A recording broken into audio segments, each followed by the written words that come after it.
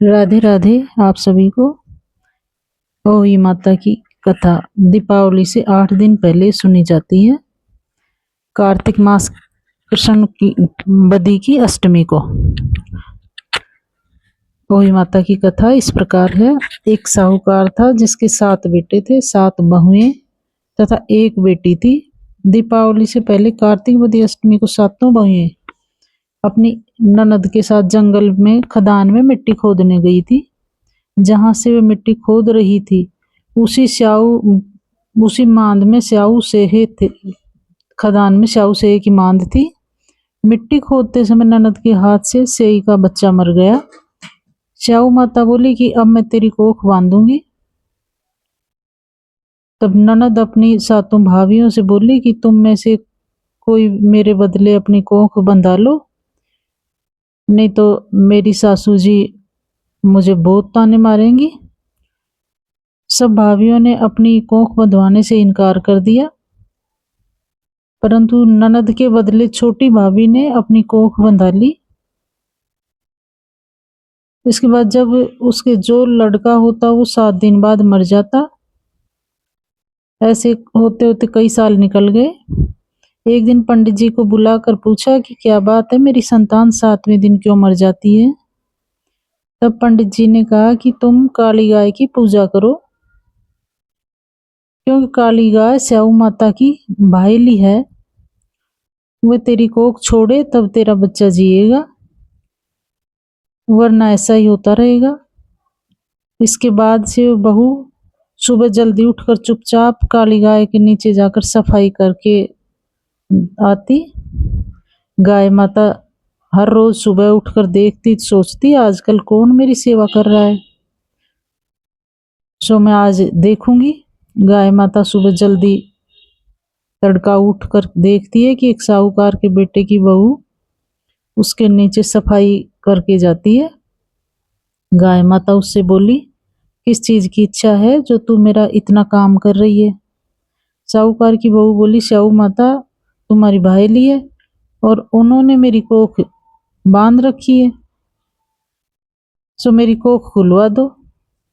गाय माता ने कहा, अच्छा। तब गौ माता 7 समुंदर पार अपनी भाईली के पास उसको लेकर चल देती है। रास्ते में धूप तेज थी तो दोनों एक पेड़ के नीचे बैठ गई। थोड़ी देर में एक सांप आया और उसी पेड़ पर गरुड़ पंखनी का बच्चा था, उसको मारने लगा। एक साहूकार की बहू ने तब साहूकार की बहू ने उस सांप को मारकर ढाल के नीचे दबा दिया और बच्चे को बचा लिया।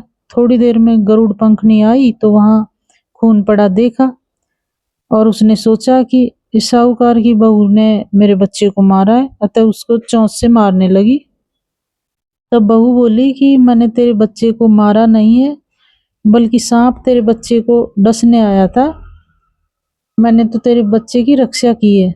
ये सुनकर गरुड़ पंखनी बोली कि मांग, तू क्या मांगती है। वो बोली, 7 समुद्र पार स्याऊ माता रहती है, मुझे तो उसके पास पहुंचा दे।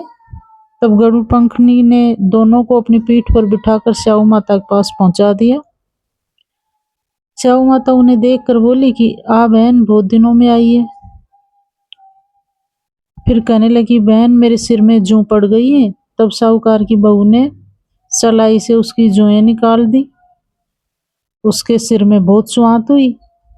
इस पर स्याऊ माता प्रसन्न होकर बोली कि तूने मेरे सिर में बहुत सुआंत करी है, इसलिए मैं तुझे वरदान देती हूँ, 7 बेटे और 7 बहुएं हो।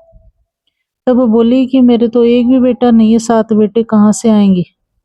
स्याऊ माता बोली, क्या बात है। तब वो बोली कि मुझे वचन दो तो बताऊं। स्याऊ माता बोली, वचन दिया। तब साहूकार की बहू बोली, मेरी कोख तो तुम्हारे पास बंधी पड़ी है। ये सुनकर स्याऊ माता बोली कि तूने तो मुझे ठग लिया, मैं तेरी कोख तो नहीं खोलती, परंतु अब खोलनी पड़ेगी। तूने मेरी बहुत सेवा करी है, जा तेरे घर तुझे 7 बेटे और 7 बहुएं मिलेंगी। तू जाकर पूजन करना, 7 अहोई बनाकर 7 कढ़ाई करना और लौट कर घर आई तो वहां देखा 7 बेटे 7 बहू बैठी हैं। वह बहुत खुश हुई देखकर। उससे 7 ऊजन और 7 कढ़ाई करी।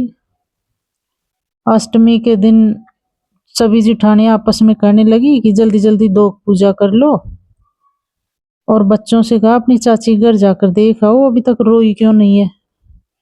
बच्चों ने जाकर कहा कि वो तो चाची तो कुछ मान रही है, खूब पूजन हो रहा है। ये सुनते ही जिठानियां दौड़ी दौड़ी घर आई और जाकर कहने लगी कि तूने कोख कैसे छुड़ाई स्याऊ माता से।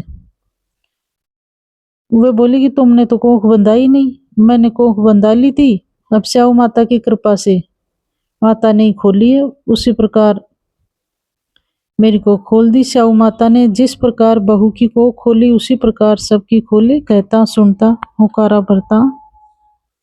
जय हो स्याऊ माता, जय हो ओही माता की जय।